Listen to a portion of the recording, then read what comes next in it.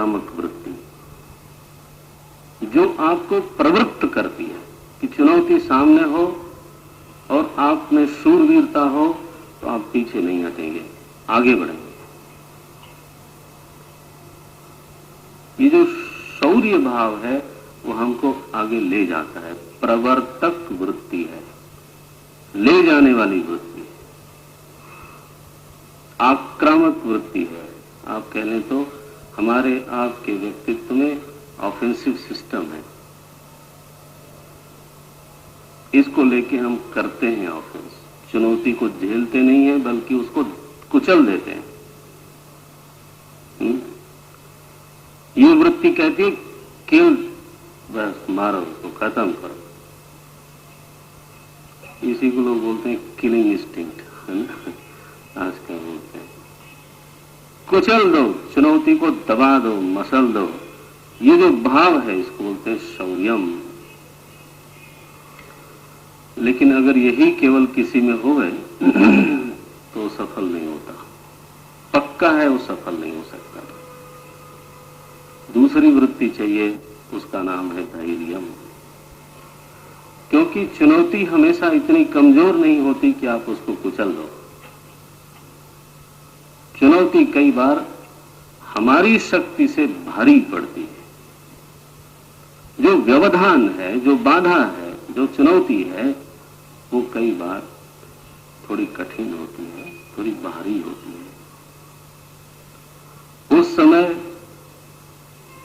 जो वृत्ति काम में आती है, जो वृत्ति हमको बचा के रखती है, जो वृत्ति संघर्ष में हमको बनाए रखती है, उस वृत्ति का नाम है, क्या नाम है? धैर्य। This is the defensive system, inbuilt defensive system. हम सब लोगों के भीतर ये एक रक्षात्मक वृत्ति है, और जिसमें ये ना हो गए वो पिट जाता है। क्योंकि चुनौती ठीक है, चुनौती कमजोर हो, बाधाएं कम हो तो व्यक्ति बड़ा उत्साही होता है। बहुत से लोगों को हम आसपास देखते हैं, एकदम उत्साह में भरा होता है, एंथुजियास्टिक, धड़ाधड़, ये भी कर लो, वो भी कर लो, चलो आगे। अच्छा जी। और जहां थोड़ी विघ्न बाधाएं शुरू हुई, यार ये तो बड़ा डिसअपॉइंटिंग है, ड्रॉप इट। यह व्यक्ति तेजी से बढ़ता है लेकिन बहुत जल्दी छोड़ देता है। वो शूरवीर हो सकता है लेकिन अगर धीरज नहीं है तो संघर्ष में बने नहीं रह सकता आखिरी तक, जब तक जीत न ले। और संघर्ष तो विजय पर्यवसानी होनी चाहिए। संघर्ष तो कब तक जारी होना चाहिए? जब तक कि विजय न मिल जाए। किसी शूरवीर से पूछा जाए युद्ध का क्या हाल है, और मानिए वो हार रहा हो, तो क्या बोलेगा? मैं हार रहा हूं? बोले नहीं, संघर्ष जारी है। वो क्यों बोलेगा मैं हार रहा हूं? संघर्ष जारी है, अभी तो चल रहा है, निर्णय होगा तो देखेंगे। निर्णय की स्थिति अभी नहीं आई, और वो निर्णय तक हमको पहुंचाने वाली वृत्ति कौन है?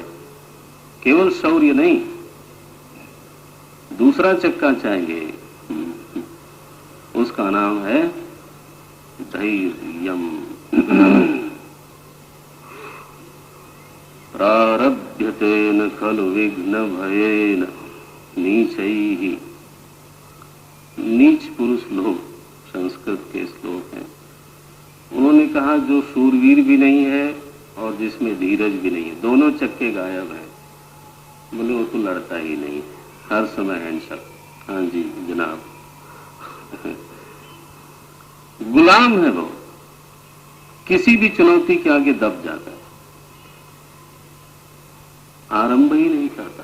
प्रारभ्यतेन खलु विघ्न भयेन नीचैहि। नीचैहि न प्रारभ्यते। कथम न प्रारभ्यते, किम न प्रारभ्यते? विघ्न भयेन, बहुत विघ्न है, कहाँ शुरू करते हो? मिशन में कोई प्रकल्प लिया जाता है तो हमारे जो कार्यकर्ता हैं उनको ये दृश्य बहुत मिलता होगा। कोई प्रकल्प आपने मन में सोचा, मीटिंग में रखा, आप देखेंगे बहुत से लोग उसी समय कहेंगे कहाँ यार झंझट शुरू कर, बेकार में। अरविंद भाई कहाँ करते हो आप, शांति से जियो यार काहे को शुरू करते हो? पूनम बेन आप तो कुछ करते ही रहते हो, बेकार में सबको परेशान करते हो, शांति रखो ना जी। मैं उनको बोल नहीं रहा हूं, कुछ ऐसे लोग तो हम नहीं जानते वो कौन है। प्रारब्ध्यते ना चुनौती सामने है, कुछ कर गुजरने की स्थिति है, न प्रारब्ध्यते, न प्रारब्ध्यते, किम न प्रारब्ध्यते, विघ्न भय न, बड़े सारे विघ्न आने वाले हैं। Do you know this? अच्छा, दूसरे लोग हैं प्रारब्ध्य, प्रारंभे शूरा, दूसरी वैरायटी है प्रारंभे शूरा। प्रारंभ करने में शूरवीर है, एकदम धड़ाक शुरू करो। प्रारब्ध्य विघ्न विहिता, जहां प्रारंभ किया थोड़ी देर चले विघ्न से आहत हुए। विरमंती मध्या, मध्याः विरमंती, ये जो मध्यम कक्षा के लोग हैं वो क्या करते हैं? प्रारब्ध एकदम शुरू तो जरूर करते हैं, उनमें शौर्य है, शौर्य है इसलिए प्रारंभ करते हैं, शौर्य है इसलिए प्रवृत्ति करते हैं। लेकिन विघ्न विहता हता है ना, विहता, जरा कस के चोट लग गई विघ्न विहता विरमंती, लौट जाते हैं, छोड़ दो, बहुत है इसमें, बहुत कंटाल है। ये गुजराती है कंटाल,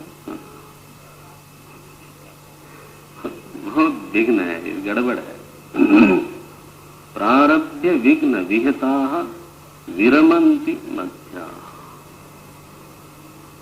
अब केवल किसी में शौर्य हो तो वो लौट आता है, वो पूरी लड़ाई नहीं लड़ पाता, निर्णायक स्थिति तक नहीं जाता, हारता है। दो हो गए, प्रारब्ध्य विघ्न विहिता विरमंती मध्याः। अब देखो तीसरी कक्षा, विघ्नैः पुनः पुनः प्रतिहन्यमानाः प्रारभ्य च उत्तम जनाः न परित्यजन्ति। उत्तम जनाः जो उत्तम कोटि के लोग हैं, रियल फाइटर, वो पहले सोच विचार के प्रारंभ करते हैं, और एक बार प्रारंभ कर दिया तो विघ्नैः पुनः पुनः प्रतिहन्यमानाः।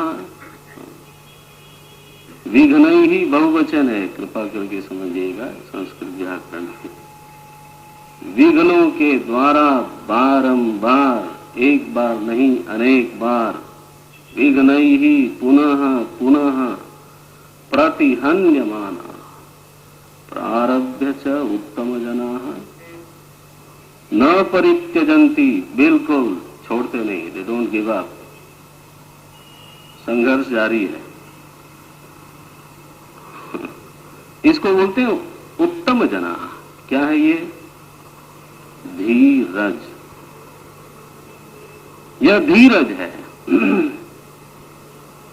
शौर्य प्रारंभ करवाता है और धीरज संघर्ष में हमको बनाए रखता है। कब तक? आखिरी दम तक। कभी अपने लोगों की ओर से विघ्न आता है भाई, कभी बाहर से विघ्न आता है। विघ्न के आने के दरवाजे कोई एक तो है नहीं कि मुख्य द्वार से ही आएगा, ऐसा नहीं है। वो सब दृश्य हमने भी देखा है, आपने भी देखा होगा। कभी संस्था के बाहर के लोगों से विघ्न आएगा, फिर कभी संस्था में अंदर के लोगों से विघ्न आएगा, कभी परिवार के बाहर से विघ्न, कभी परिवार के अंदर से विघ्न, और कहें और कभी बिल्कुल अपने भीतर से विघ्न, अपने व्यक्तित्व में से विघ्न आता है। हमारा जो संस्कार है, हमारी जो वासना है, हमारी जो टेम्पटेशंस हैं, वो हमें लक्ष्य से च्युत करते हैं, गिरा देते हैं। इसको बोलते हैं आरूढ़ पतितः। संस्कृत में क्या बोलेंगे? एक तो है व्यक्ति जो जमीन पे है और चढ़ रहा है, उसको बोलते हैं पतित आरूढ़। पतित है लेकिन चढ़ रहा है। और एक व्यक्ति है चढ़ गया है, अब लोग उसकी ओर देख रहे हैं कि यस, आशा भरी निगाहों से, he has become hope for many people. नहीं, अब अपनी खुद की टेम्पटेशंस के कारण, अपने संस्कार के कारण, अपनी थकावट के कारण छोड़ दिया, ड्रॉप इट। ये विघ्न कहां से आया? भीतर से, बिल्कुल भीतर से। इसलिए धीरज का कालिदास जी ने ऐसा अर्थ किया, भगवान कृष्ण ने ऐसा अर्थ किया। पहले कृष्ण भगवान का सुना देते। यम हिनव यथयन चेते पुरुषम पुरुषर्षभ सम दुख सुखम धीरम, ये परिभाषा है। कृष्ण कहते हैं धीर कौन है? Who deserve the final one? अमृतत्वाय कल्पते। भगवान कहते हैं he is going to win the अमरता, वो अमृत के योग्य है। कौन है भाई वो? यम ही न व्यथयन्ति एते यम न व्यथयन्ति एते सम दुख, सुख दुख, ये जो जीवन के द्वंद्व हैं जिसको व्यथित नहीं करते, छूते तो हैं, चोट तो मारते हैं, लेकिन विह्वल नहीं बनाते। He can stand before them. यम ही न व्यथयन्ति एते पुरुषम पुरुषर्षभ समदुख सुखम धीरम। सुख दुख में जो सम है, सम रह पाता है, बोलते हैं धीरम, वह धीर है। अमृतत्वाय सोमृतत्वाय कल्पते, वो है जो अमरता को वर्ण करता है, अमरता को विजय करता है। ये कृष्ण की परिभाषा है। कालिदास जी बोलते हैं, देखिए धीर शब्द की व्याख्या बहुत सुंदर है, तो मेरे लिए बहुत अच्छी परिभाषा है।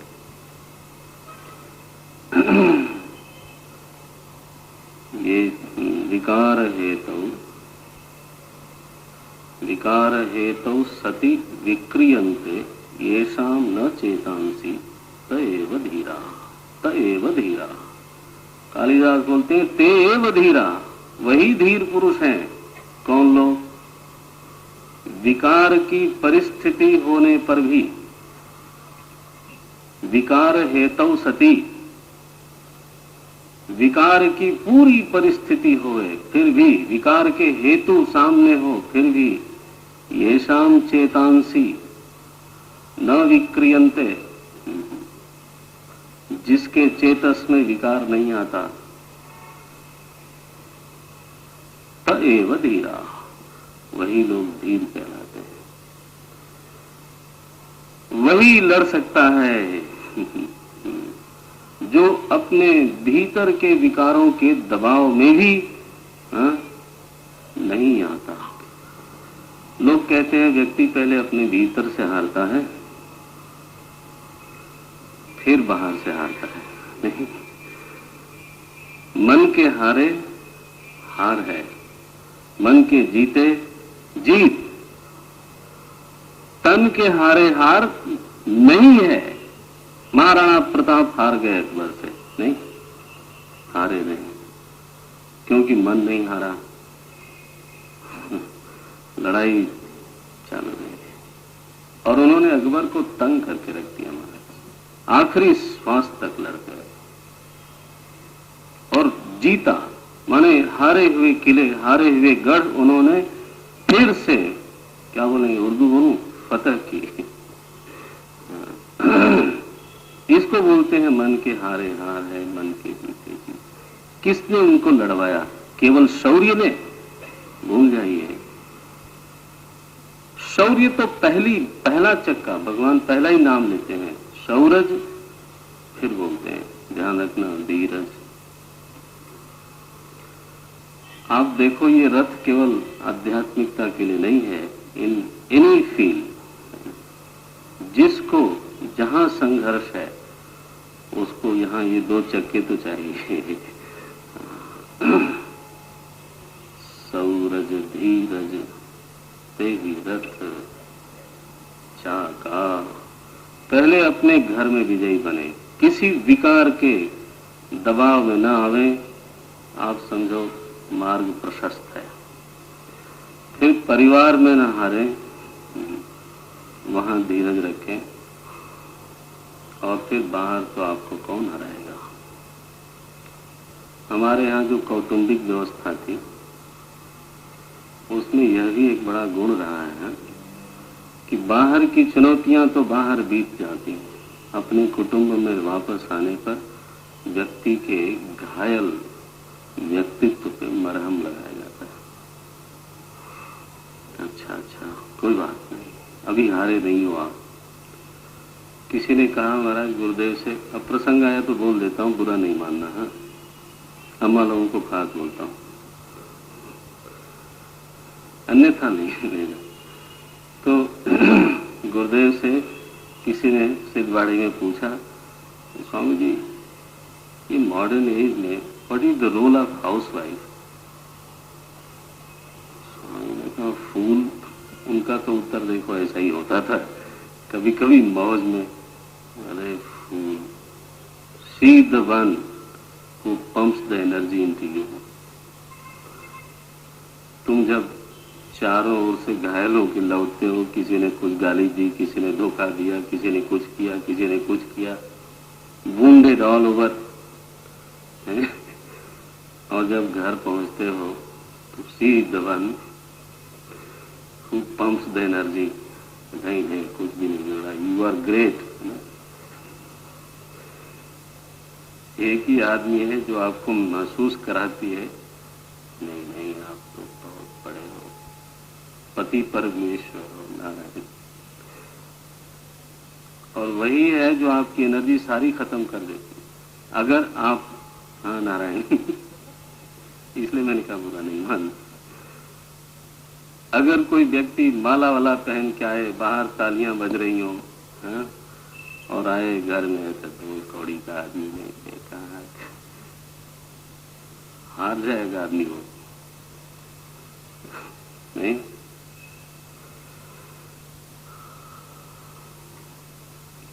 डॉक्टर ही अगर नस्तर चुभने लगे, मरहम लगाने की बजाय अगर काट पीट करने लगे तो फिर कहाँ। घर में मरहम लगना चाहिए, है ना। और एक बात और कही, कस के कही, बोले I disagree with this word housewife. What do you mean by housewife? Have you got many wifes और what? What is this housewife? Housewife, office wife, and then उसको महाराज मिट्टी पलीत कर दी उस व्यक्ति की जिसने पूछा था। आई होप कि अब आप लोग ऐसा नहीं कहोगे। हाउसवाइफ क्या होता है? वो तो गृहिणी है ना, गृह स्वामिनी है। हाउसवाइफ क्या चीज होती है? ये पश्चिमी शब्द है, उसको हम इतने नकलची हैं, पश्चिम को अपना जगत गुरु बना के बैठे हुए हैं, हर चीज में गुरु, है ना। अरे उनकी मशीनें अच्छी हैं, उनका अनुकरण करो, उनकी सड़कें अच्छी हैं, उनका अनुकरण करो, उनका बिजनेस अच्छा है, उसका अनुकरण करो। उनका परिवार अच्छा नहीं है, उनका क्यों अनुकरण करते हो? परिवार के मामले में वो आपके गुरु नहीं हो सकते। लेकिन समस्या ये है कि सड़कें हमारी गड्ढे वाली ही होंगी, मशीनें हमारी खराब होंगी, है ना। उस मामले में हम उनको गुरु नहीं बनाएंगे। गुरु किस मामले में बनाएंगे? परिवार के मामले में, जिसमें वो पिट रहे हैं, जिसमें वो दुखी हैं, उस मामले में, है ना। गुरु ब्रह्मा गुरु विष्णु। अपने शब्द से प्यार करो, आपका शब्द अच्छा है, इतना खराब नहीं है। महाराज छोड़ दो इसको। भीतर बलवान हो, परिवार में बलवान हो, बाहर की चुनौती क्या करेगी आपको? नहीं। दूसरा चक्का मजबूत है, सौरज और धीरज। सौरज धीरज तेरथ चाका, सत्यशील दृढ़ ध्वजा पताका। अब आई ध्वजा और पताका, दोनों चक्र का वर्णन करने के बाद भगवान सीधे ध्वजा पताका पे आते हैं। दो होती हैं रथों में, पहले किसी जमाने में एक तो ऊपर ध्वजा लगती थी, जिससे दूर दूर के सैनिक सेना नायक देखते रहे कि नहीं, हमारा जो सम्राट है, हमारा जो सेनापति है, वो रणस्थली में विद्यमान है। वो आपके होने की कहानी कहते थे। ध्वजा लगाने का मतलब क्या? कि आप संघर्ष में हो, आप रणस्थली में विद्यमान हो, दूसरा व्यक्ति जानता है, आपके लोग जानते हैं, और इसलिए उनका साहस बना रहता है। और दूसरा ध्वज छोटा पताका, पताका माने आगे एक छोटी पताका लगती थी कि आसपास के लोग जाने। दो तरह की पताका, एक ध्वजा और एक पताका। भगवान कहते हैं इस विजय रथ पे कोई बैठता है तो चक्के तो उसके सौरज धीरज हुए। ध्वजा पताका क्या है? कौन है जो कहता है कि आप इस संघर्ष में सच में बैठे हो, सच में इस विजय रथ पर आप विद्यमान हो? कौन है? सत्य शील। हमारे व्यक्तित्व की अभिव्यक्ति इन्हीं दो माध्यम से होती है, सत्य और शील। सत्य ब्रह्मचर्य, अहिंसा, अस्तेयम, अपरिग्रह, ये 5 हैं। ये व्यवहार काल के लिए, और जो नियम है शौच, संतोष, तपस्, स्वाध्याय, ईश्वर प्रणिधानानि नियमाः, ये जो 5 हैं वो अपने लिए है। आप इसका जरा विभाग देख लीजिएगा। शौच माने पवित्र रहना, ये व्यवहार के लिए नहीं है, अपने लिए। संतोष अपने लिए, तपः अपने लिए, स्वाध्याय अपने लिए है, ईश्वर प्रणिधान माने शरणागति अपने लिए। सत्य, अच्छा आप अकेले बैठे हो, सत्य का कोई मतलब है वहां? किसी ने कहा महाराज आज तक हमने कभी कोई रिश्वत नहीं ली। आज के युग में कभी रिश्वत नहीं ली, कैसे हुआ ये? मैंने हो गया, फिर भी बताओ तो सही, क्योंकि आज तक किसी ने दी नहीं। तो अब ऐसा सत्य तो नहीं माना जाएगा ना। सत्य जब व्यवहार होए और उस समय सत्य बना रहे, तब तो उसकी परीक्षा है। किसी ने दी ही नहीं तो फिर क्या सत्य है? सत्य की परीक्षा होती है व्यवहार काल में। आपने वचन दिया, निभाया, आपका व्यवहार सत्य से ओतप्रोत हो।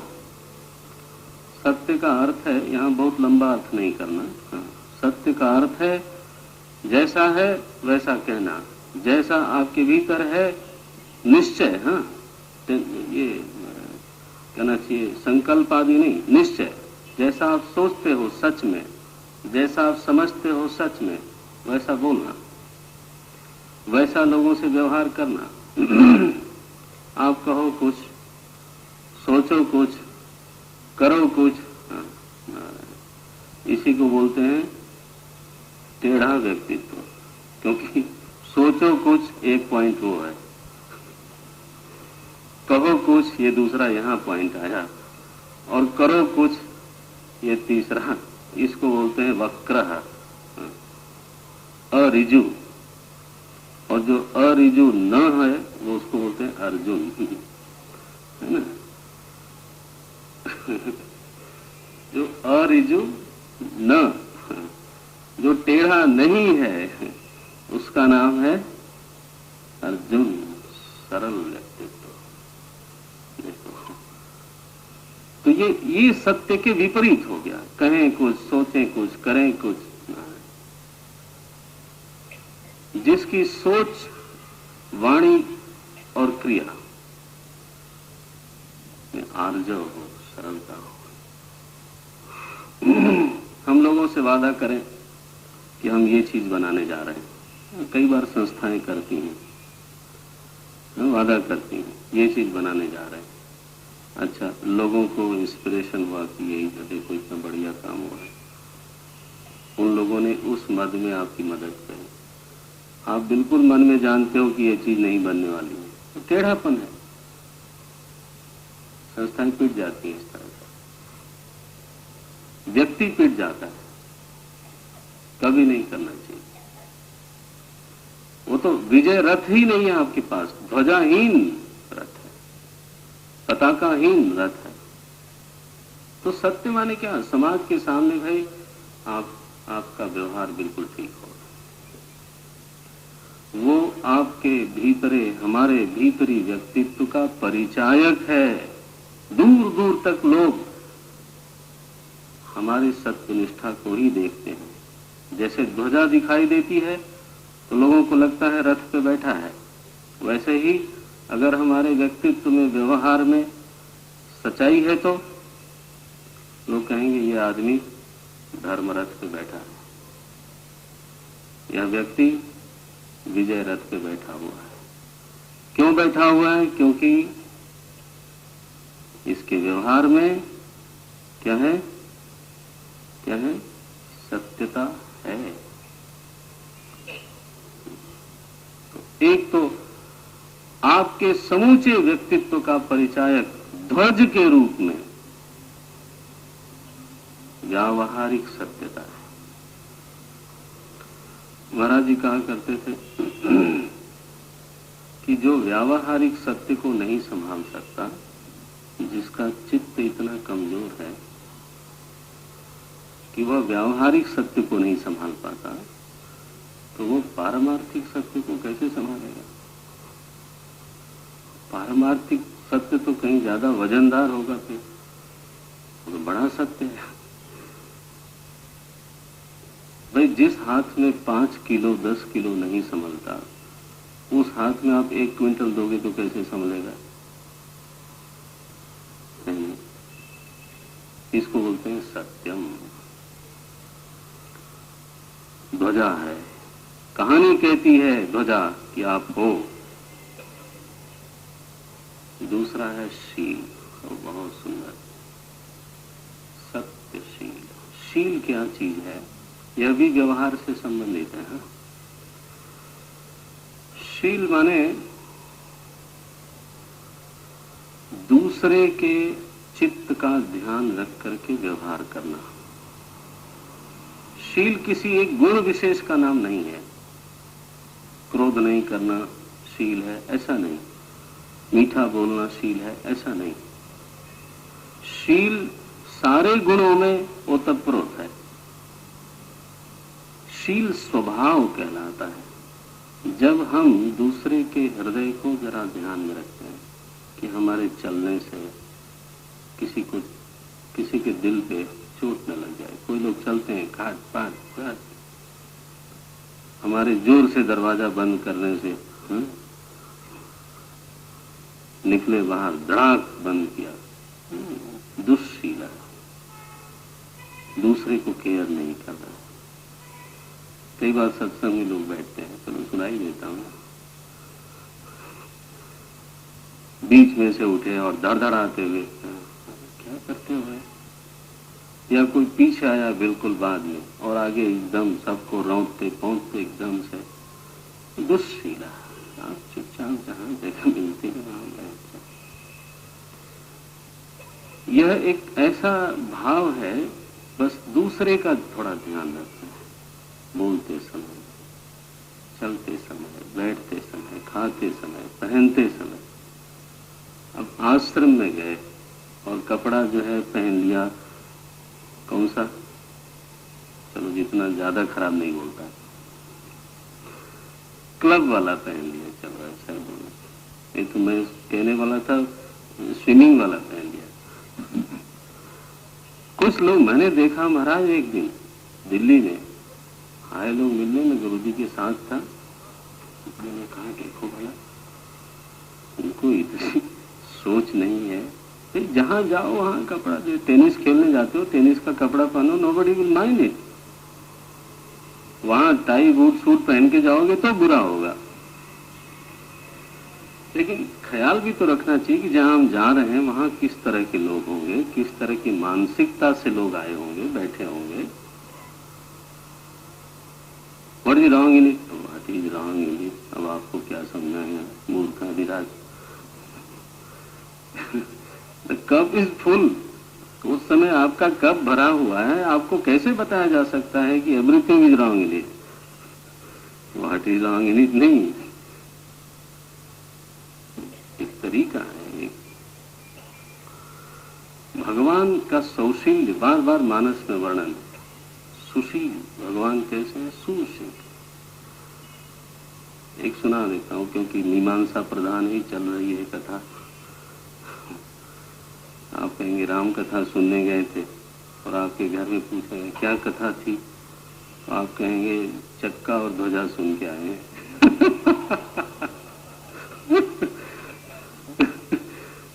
कहेंगे ऐसी भी कथा होती है क्या? इसको बोलते हैं मीमांसा प्रधान, कथा प्रधान नहीं, मीमांसा प्रधान। हमारे प्रभु श्री राम को संध्या काल सूचना मिली कि आपको कल युवराज पद पर अभिषिक्त किया जाएगा, इसलिए राम करो सब संयम आजो। आज आप सब संयम से रहो, भूमि शयन करो, ये व्रत करो। वशिष्ठ जी ने उपदेश किया। भगवान को अचानक सूचना मिली कि कल हमारा युवराज पद पे अभिषेक है, तो देखो उनको खुशी तो जो हुई होगी पता नहीं, लेकिन इस बात का उनको खेद हुआ, ऐसा लिखा है। विमल वंश यह अनुचित एको, बढ़े ही राज। सब हमारा एक जन्म एक साथ हुआ, हम खेले एक साथ, बैठे एक साथ, और अब एक राजा हो जाएगा, बाकी लोग सेवक हो जाएंगे, ये तो अनुचित है। निर्मल वंश में यह अनुचित परंपरा है। विमल वंश यह अनुचित एको, इसको बोलते हैं सुशील।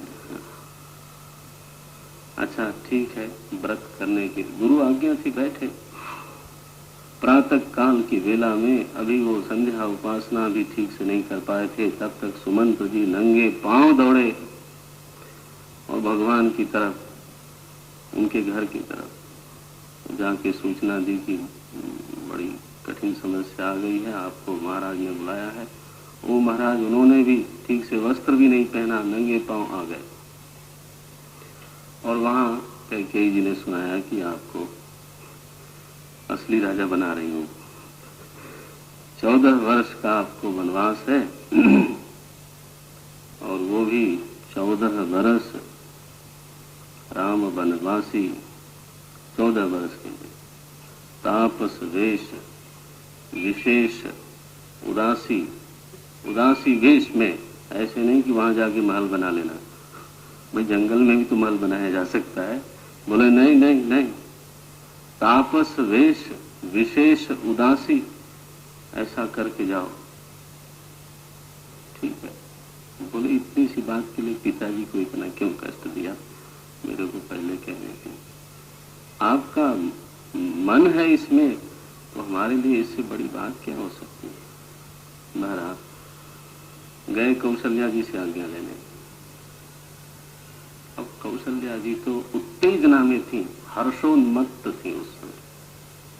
मेरा बेटा युवराज बनने जा रहा है। उन्होंने कई तरह के पकवान बनाए हुए थे और राम को देखते बोले बैठो बेटा, युवराज का जो कर्मकांड होता है उसमें बड़ा समय लगेगा, तुम खा के जाओ, मैंने ये बनाया है, तुम्हारी रुचि का ये बनाया है। अब जरा सोचो, कोई इतना हर्ष में हो, उत्तेजना में हो, और उसको अचानक कह दो कि क्या युवराज पर कहेगा, युवराज पर कह सकते थे ना भगवान। सुनते रहे। माता का जब भाव जरा शांत हुआ,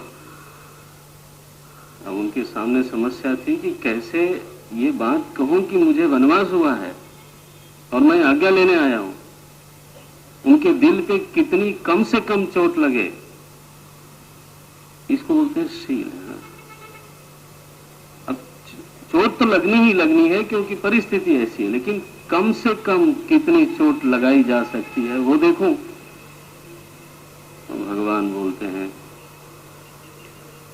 हाँ माता जी, मात दीन मोही कानन राजू, मुझे राजा बनाया माता जी, आज मेरा अभिषेक होना है, हो गया, लेकिन जंगल का राजा बनाया गया। मात दीन मोही कानन राजू, जह सब भांति मोर बड़ काजू। ये नहीं कि किसी ने आवेश में, क्रोध में आके मुझे जंगल का काम सौंप दिया, नहीं नहीं नहीं, वहां मेरा बहुत काम है। जह सब भांति मोर बड़ काजू, मात दीन मोही पिता दीन मोही कानन राजू। ये राम जी का शील है। परिस्थिति ऐसी है कि अगर ठीक से न बोला जाए तो कौशल्या जी मूर्छित हो जाए, लेकिन उसको भी कहने का एक तरीका है। उसमें भी शील पैदा किया जा सकता है। यह जो मधुरता है व्यक्तित्व की, यह जो कोमलता है व्यक्तित्व की, ये भी पताका है। ये हमारे आपके व्यक्तित्व की पताका है। लोग इसको देख के मानते हैं कि यह व्यक्ति आध्यात्मिक है। और व्यक्ति जो रूड हो, क्रूड हो, रफ हो, महाराज, अब चाहे आप जितने बड़े विचारक हो, लेकिन इस पताका को देख के लोग मानते हैं कि डर्टी फेलो, फूलिश पीपल। जो वचन भंग करने वाला व्यक्ति है वो ध्वजा है। आप चाहे जितना पढ़े विद्वान हो, लेकिन अगर यह ध्वजा नहीं है, सत्यनिष्ठा नहीं है, तो लोग मानेंगे कि आध्यात्मिक नहीं है। बोलता अच्छा है, पढ़ा बहुत है, लोग हमसे भी कहते हैं। मैंने कहा कहीं मेरी ओर तो नहीं है किया जा रहा है। स्वामी पढ़ा बहुत है, विद्वान है, I don't think he is spiritual man. क्यों भाई ऐसा बोलते हो? क्योंकि ध्वजा दूसरी लगी हुई है। ध्वजा क्या? वादा फरोशी की ध्वजा है, बेईमानी की ध्वजा लेकर के चले हुए हैं। पताका क्या? दुश्शील, सुशील नहीं। व्यक्तित्व में कोमलता नहीं है, मधुरता नहीं है कि जो संग में आए वो छू जाए, जो संग में आए वो बिना नहाए न रह सके। व्यक्तित्व में ऐसा माधुर्य नहीं है तो आप आपके आध्यात्मिक होने का प्रमाण क्या है? आपकी ध्वजा तो दूसरी है, पताका तो दूसरी है। भगवान कहते हैं पहले ध्वजा पताका ठीक लगा लो आप। सत्यशील दृढ़ ध्वजा पताका, सौरज धीरज तेहि रथ चाका। बस इतना काफी है आज। अब पाठ करेंगे, क्योंकि मानस का पाठ होना चाहिए, कथा अधूरी रहती है। और आरती की तैयारी करने वाले करें, तब तक पाठ के बाद आरती करेंगे, फिर आप लोग जाइएगा। कल मैंने निवेदन किया था, कथा का अपना एक अनुशासन है। गुरुदेव इस पर बहुत ध्यान देते थे। हिंदुओं की सभा में भगदड़ बड़ी मस्ती है। बोले ठीक नहीं है। देखो, अपने समुदाय को गौरवशाली बनाना हमारा ही काम है। कोई दूसरा आके हमें गौरवशाली बना देगा, ऐसा नहीं हो सकता। और दूसरा आकर के हमें हमारा इतिहास सुनता रहे कि हम पहले बहुत अच्छे थे, हम हैं इस विश्व की सबसे पुरानी सभ्यता, लेकिन आज सबसे बड़े असभ्य हैं। ये हम इतिहास बोलते रहेंगे तो इससे कुछ लेना देना नहीं, इससे कुछ प्रभाव नहीं पड़ता। आप सिद्ध करो कि आप सच में इस विश्व की सबसे गौरवपूर्ण सभ्यता के ध्वजावाहक हो। विश्व को जब अक्षर का बोध भी नहीं था, तब आपके यहाँ लोग पढ़ते थे, लिखते थे, सुनते थे। ऋग्वेद ये तो विश्व ने माना, मैं ऐसे थोड़ा बोल रहा हूँ। विश्व ने माना कि 5000 वर्ष पुराना है महाभारत। हालांकि पुराना होगा उससे ज्यादा, लेकिन वो जितना कम कर सकते थे कम करके बताया। उससे पुराना ग्रंथ विश्व में नहीं है उपलब्ध। इसका मतलब क्या हुआ कि उस समय आप पढ़ते थे, लिखते थे, हैं श्लोक में, जब विश्व को अक्षर का ज्ञान ही नहीं था। आप उस सभ्यता के ध्वजावाहक को भगदड़ क्यों मचाते हो? आप सिद्ध करो कि yes, we belong to that community. Narayan, चलो पाठ करते हैं। आराम आराम से बैठो। आरती के लिए तालियां बजाते। रावण रथी बीरथ रघुबीरा, रावण रथी बीरथ रघु, देखि विभीषण धीरा, देखि विभीषण